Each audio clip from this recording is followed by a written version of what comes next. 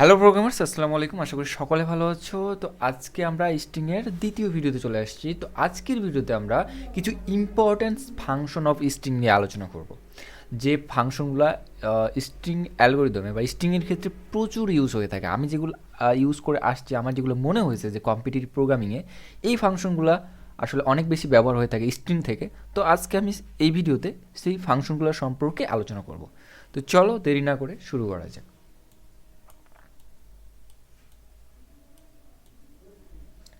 তো আমি এখানে কিছু ফাংশন অলরেডি লিখে রাখছি, যেগুলো আমি আজকে আলোচনা করব। তো এখানে দেখতেই পাচ্ছ মোটামুটি 11টা ফাংশন লেখা আছে। তো অনেকের কাছে হয়তো এগুলো তোমরা করে আসছো, যারা এগুলো করছো স্ট্রিংয়ের এই ফাংশনগুলো সম্পর্কে জানো, তারা স্কিপ করতে পারো, কোনো সমস্যা নেই। আর যারা এখান থেকে দু একটা ফাংশন জানো না বা সবগুলা পারো না, বা যারা বিগিনার, তাদের জন্য আশা করি এটা অনেকটা হেল্পফুল হবে। তো চলো আমরা দেরি না করে শুরু করা যাক। একটা একটা করে আমরা প্রত্যেকটা প্র্যাকটিস করে দেখি, ঠিক আছে? কোডিং করে দেখি। ওকে।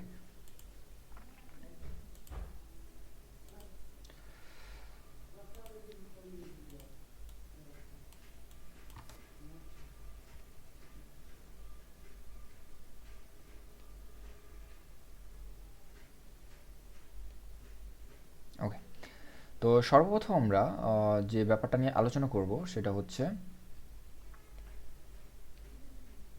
স্ট্রিংয়ের সাইজ কীভাবে বের করতে হয়। তো স্ট্রিংয়ের সাইজটা আমাদের প্রচুর কাজে লাগে। স্ট্রিংয়ের সাইজ, একটা স্ট্রিংকে যখন আমরা যে কোনো অনেক বিভিন্ন কাজের জন্য স্ট্রিংয়ের সাইজটা খুবই ইউজ হয়ে থাকে, ঠিক আছে?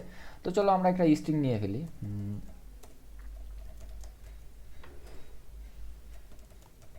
স্ট্রিং নিয়ে ফেলি এবং স্ট্রিংয়ের সাইজটা প্রিন্ট করি। জাস্ট কিছু না, S dot size. S dot size করলে আমরা স্ট্রিংয়ের সাইজটা পেয়ে যাবো, ঠিক আছে? এস ডট সাইজ করলে আমরা স্ট্রিংয়ের সাইজটা কী করবো, পেয়ে যাবো। স্ট্রিং সাইজ খুবই খুবই ইজি এটা ইউজ করা। জাস্ট আমাদের কী করতে হবে, এস ডট সাইজ করলেই আমাদের চলে আসবে, ঠিক আছে?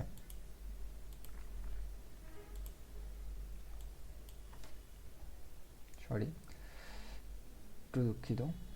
ওকে, তো আমরা হচ্ছে স্ট্রিং সাইজ কীভাবে বের করে সেটা প্রথমে দেখবো। তো স্ট্রিংয়ের সাইজ বের করা একদম easy, just S dot size করলে আমাদের অ্যান্সারটা চলে যাবে। আমরা যদি এটাকে রান করি, তো আমরা যদি এখানে দিই এ বি সি ডি, তো আমাদের স্ট্রিংয়ের সাইজ কী দেখাবে, স্ট্রিংয়ের সাইজ দেখাবে হচ্ছে 4। তো আমাদের স্ট্রিংয়ের সাইজ এখানে কত দেখাচ্ছে, 4 দেখাচ্ছে। ওকে, তো এই স্ট্রিংয়ের সাইজ এটা খুবই খুবই খুবই ইম্পর্ট্যান্ট, মানে এটা অনেক বেশি কাজে লেগে থাকে যে স্ট্রিংয়ের সাইজ কীভাবে বের করতে হয়। ওকে, তো আমরা স্ট্রিংয়ের সাইজ বের করা শিখে গেলাম।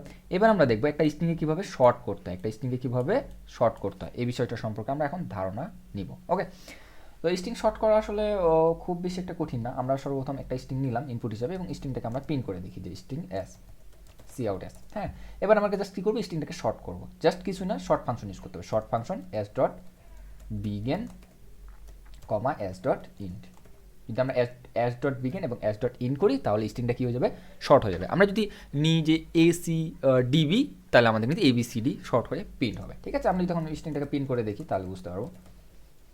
এখন যদি আমরা এটাকে রান করি, তাহলে বুঝতে পারবো যে দেখো আমরা হচ্ছে এ সি বি ডি দিলাম। হ্যাঁ, তাহলে আমার কিন্তু প্রথমে এসিবিডি প্রিন্ট করলো, এসিবিডি প্রিন্ট করলো, এবং তারপর কি প্রিন্ট হচ্ছে, শর্ট হয়ে প্রিন্ট হয়েছে এবিসিডি প্রিন্ট হয়েছে। ওকে, তাহলে একটা স্ট্রিংকেও আমরা কি করতে পারি, আমরা যেভাবে একটা ভেক্টরকে শর্ট করতে পারি, একটা অ্যারেকে শর্ট করতে পারি, সেমভাবে আমরা একটা স্ট্রিংকেও কিন্তু কী করতে পারি, শর্ট করতে পারি। ওকে, এবার আমরা দেখবো একটা স্ট্রিংকে কীভাবে রিভার্স করা যায়। একটা স্ট্রিংকে কী করা যায়, কীভাবে হচ্ছে রিভার্স করা যায়, আমরা এই ব্যাপারটা দেখবো। তো একটা স্ট্রিং রিভার্স করা অনেক ইজি একটা জিনিস, তেমন খুব বেশি একটা কঠিন না। আমরা একটা স্ট্রিংকে খুব ইজিলি কী করতে পারবো, রিভার্স করে ফেলতে পারবো। তো আমরা স্ট্রিংটা নিলাম, জাস্ট কী করতে হবে, রিভার্স ফাংশন নিতে হবে। রিভার্স যেভাবে আমরা শর্ট করি সেভাবে রিভার্স করতে হবে। Short S dot begin comma s dot in, সেভাবে রিভার্স এস ডট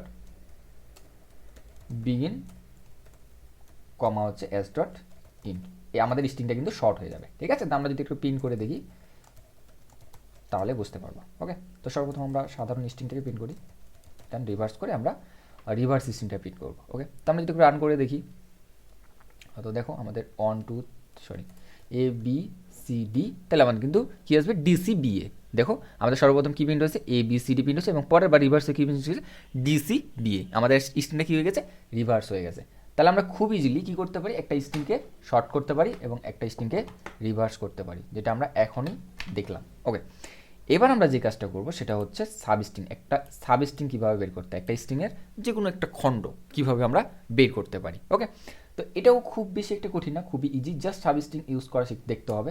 তো দেখো আমরা কীভাবে সাবস্ট্রিং ইউজ করতে পারি। ঠিক আছে, তো আমি একটা স্ট্রিং নিলাম, স্ট্রিং অ্যান্সার নিলাম। হ্যাঁ, তো অ্যান্সারের মধ্যে সাবস্ট্রিং নেবো, কার সাবস্ট্রিং নেবো, এস এ, তাহলে এস ডট সাবস্ট্রিং লিখতে হবে। এখন কত থেকে কত, আমি চাচ্ছি 0 থেকে, মানে প্রথম ক্যারেক্টার থেকে 5 পর্যন্ত, মানে 5-এর আগ পর্যন্ত যে ক্যারেক্টার থাকবে, 0 1 2 3 4 এই ক্যারেক্টার পর্যন্ত আমার নিয়ে নেবে। আমি 5 পর্যন্ত না দিয়ে দিলাম হচ্ছে 2 দিলাম। ঠিক আছে, দেন যদি আমি এটাকে প্রিন্ট করি অ্যান্সার, তাহলে সাবস্ট্রিং এর ভিতর দুইটা দিতে হবে, যে শুরু হয়েছে কোথা থেকে এবং শেষ হবে কোথায় দিয়ে। ঠিক আছে, তো আমরা যদি এটাকে রান করি, তো দেখো আমরা দিলাম হচ্ছে যে কত দেব, দিলাম সাদিক, দিলাম সাদিক। তো আমাদের কি প্রিন্ট হলো, 2টা ক্যারেক্টার প্রিন্ট হলো। কত ক্যারেক্টার প্রিন্ট হলো, 2টা ক্যারেক্টার প্রিন্ট হলো, কারণ আমরা কয়টা ক্যারেক্টার প্রিন্ট করতে চাইছি, 2টা ক্যারেক্টার প্রিন্ট করতে চাইছি। কোথা থেকে শুরু হবে, 0 ইন্ডেক্স থেকে শুরু হবে। তো এটাই ছিল হচ্ছে একটা স্ট্রিংকে কীভাবে সাব স্ট্রিংয়ে রূপান্তর করা যায়, মানে কাট করা যায়। ঠিক আছে, সাব পাশাপাশি কতগুলা, 2টা, কোথা থেকে শুরু হবে, 0 থেকে 2টা ক্যারেক্টার নিয়ে আমাকে কাটে অ্যান্সারের মধ্যে রাখবে এবং অ্যান্সারটা প্রিন্ট করে ফেলছে। ওকে, তো এটাই ছিল আমাদের হচ্ছে সাব স্ট্রিং এই ফাংশনটার কাজ। ওকে, এবার আমরা দেখব গেট লাইন। গেট লাইন কীভাবে কাজ করে, গেট লাইন, হ্যাঁ গেট লাইন খুবই ইম্পর্টেন্ট একটা জিনিস, যে গেট লাইন কীভাবে কাজ করে। ওকে, তো গেট লাইন কীভাবে কাজ করে, তো আমি এটা পুরোটা করে দিই, রিমুভ করে দিই। গেট লাইন কীভাবে কাজ করে আমি সেটা দেখাবো। তো গেট লাইন আসলে ব্যাপারটা কি, গেট লাইন কী করে, গেট লাইনও কিন্তু একটা স্ট্রিংকে ইনপুট হিসাবে গ্রহণ করার জন্য ইউজ করা হয়। কেন ইউজ করা হয়, একটা স্ট্রিংকে ইনপুট হিসাবে গ্রহণ করার জন্য। বাট আমরা যে এখানে স্ট্রিংটা নিচ্ছি এবং সিন এস করি, আমরা যদি এখানে সিন এস করি, তাহলে আমরা কিন্তু মাল্টিপল লাইন স্ট্রিং ইনপুট হিসেবে গ্রহণ করতে পারবো না। তো আমাদের অনেক সময় এরকম হতে পারে না, অনেক প্রোগ্রামে multiple line input string, multiple line বা অনেকগুলো, যেমন আমরা হচ্ছে অনেকগুলো স্পেস দিয়ে দিই, যেমন হচ্ছে তোমার হচ্ছে যে কোনো একটা নাম, মানে ব্যাপারটা হচ্ছে এরকম যে যদি আমরা এটাকে প্রিন্ট করি, তো আমরা যদি একটা রান করি, তোমরা এরকম হতে পারে, তখন কিন্তু জাস্ট আমার এই যে স্পেস মাঝখানে দিছি, আমার পরের ওয়ার্ডটা কিন্তু আমার এখানে কালেক্ট হয়নি, মানে পুরোটা একটা স্ট্রিংয়ের মধ্যে কনভার্ট হয়নি। স্পেস দেওয়া মাত্রই কিন্তু স্ট্রিংটা হয়ে গেছে, মানে ওটা আর স্ট্রিং হিসাবে কাউন্ট করেনি, মানে প্রথমটা স্ট্রিং হিসাবে অ্যান্সারের মধ্যে সিনের মধ্যে নিতে পারছে। এরকম মাল্টিপল লাইন অনেকগুলো লাইন কমেন্ট, যে মাঝখানে স্পেস থাকবে, স্পেস সহ একটা স্ট্রিং যখন আমরা নিতে চাবো, তখন কিন্তু আমরা এই সিন দিয়ে নিতে পারবো না, তখন আমাদের কী নিতে হবে, গেট লাইন নিতে হবে। তখন আমাদের কী নিতে হবে, এই গেট লাইন ফাংশনটাকে ইউজ করা হবে। তো গেট লাইন ফাংশনের সাহায্যে আমরা হচ্ছে স্পেস সহ একটা লাইন না, অনেকগুলো মাল্টিপল লাইন স্ট্রিং ইনপুট হিসাবে গ্রহণ করতে পারি। তো সেটাই আমরা এখানে দেখবো, জাস্ট আর কিছুই না। ঠিক আছে, তো আমরা যদি এখানে গেট লাইন নিই, গেট লাইন কীভাবে ইউজ করতে হয়, গেট লাইন নিতে হয়, তারপর হচ্ছে সিন করতে হয়। সিন কাকে সিন করবো, একটা স্ট্রিংকে সিন করবো। তাহলে এই যে এখন যদি আমি গেট লাইন এভাবে সিন কমা অ্যাস দিই, তাহলে একটা স্ট্রিং ইনপুট হিসাবে নিতে পারবো এবং মাল্টিপল লাইন স্ট্রিং ইনপুট হিসাবে নিতে পারবো স্পেস সহ। ওকে, তারপর যদি আমি এটাকে প্রিন্ট করে দিই সি আউট এস, তাহলে আমি ব্যাপারটা বুঝতে পারবো। ওকে, যদি আমরা একটু রান করে দেখি, তো দেখো আমি দিলাম যে মাই নেম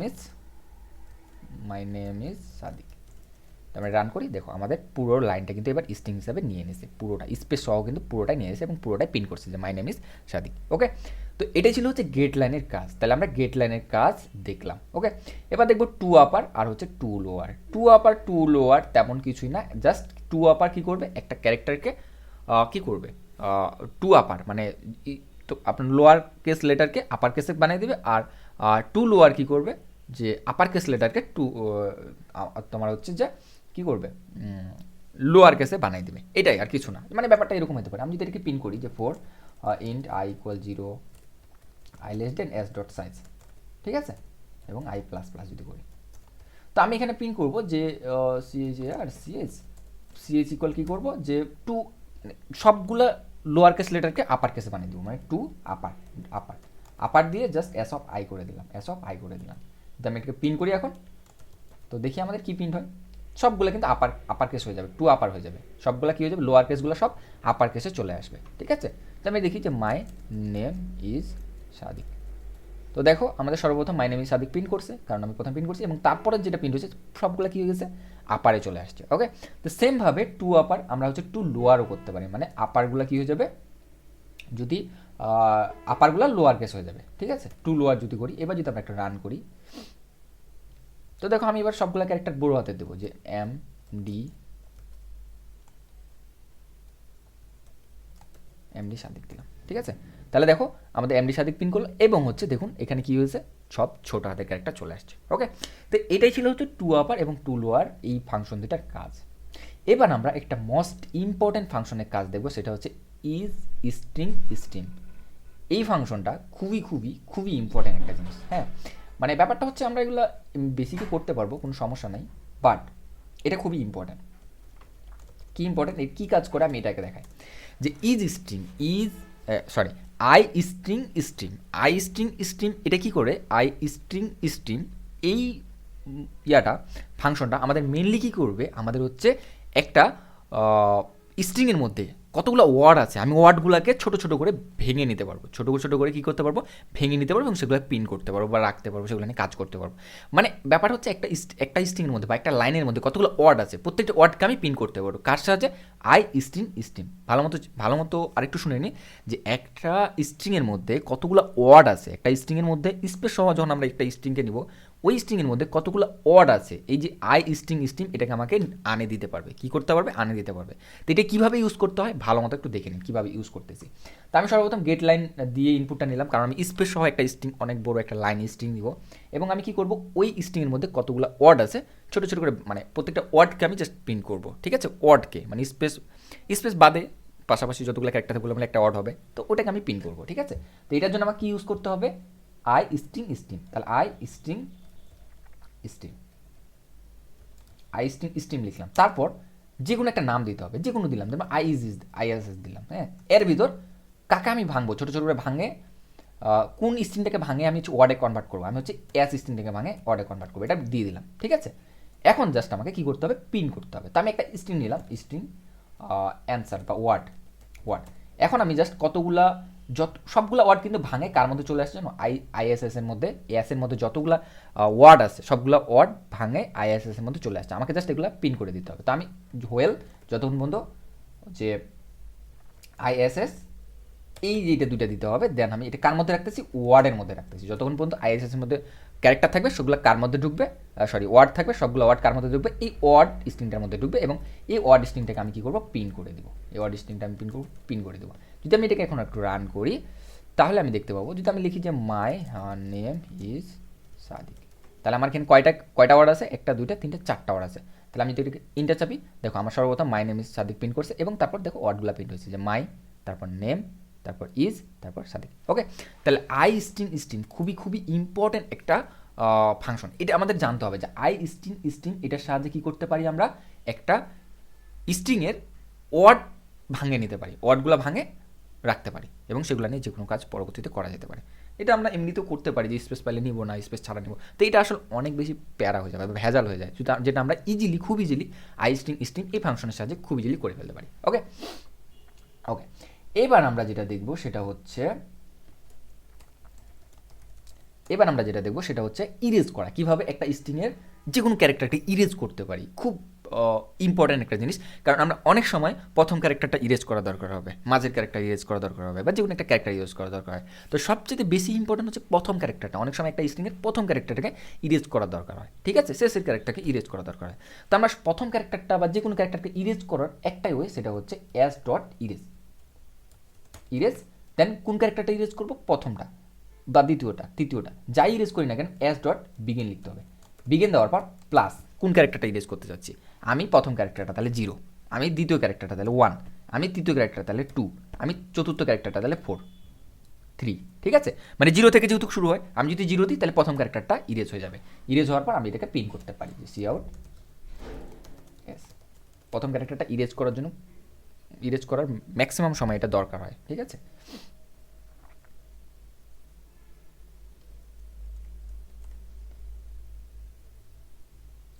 সরি এখানে একটা